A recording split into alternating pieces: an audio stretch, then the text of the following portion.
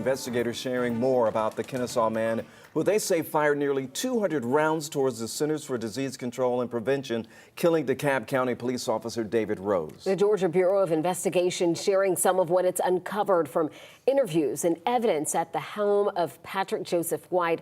11 Live's Grace King joining us live from the CDC. Grace, you heard directly from both the GBI and the FBI this morning. What are they saying here about a possible motive?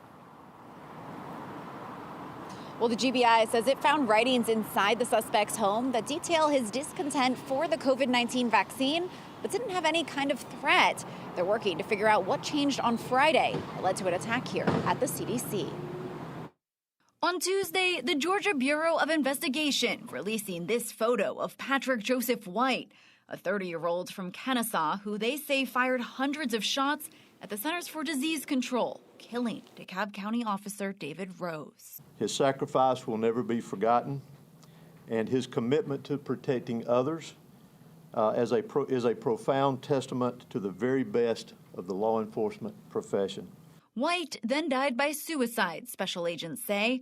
They found 5 different firearms in his possession. It was a mixture, I believe, of, rifles, a shotgun, and maybe a handgun. I'm not completely sure on that. The majority, I believe, of the shell casings recovered were from a long gun rifle. GBI Director Chris Hosey says all of those weapons were registered to White's father. All indications in our investigation was that they were secured and that he forced his way into the safe that contained the weapons. Records and 911 calls obtained by 11 Alive show at least 10 911 calls to the White home in the last 2 years, including suicide threats and domestic disturbances. But nothing uncovered so far suggests he'd harm others. I would describe it as more of a public awareness. There was no direct threat. Grace, I want to ask you, this brings to mind those so-called red flag laws. We know that 21 states and D.C. have them, and they kind of give a legal framework for removing guns from people who might be a danger to themselves or to others. Georgia, not one of them. So do we know if that could have possibly helped here in this situation? Well, we spoke with multiple policy experts who say it just depends on how those laws are written and who had those concerns.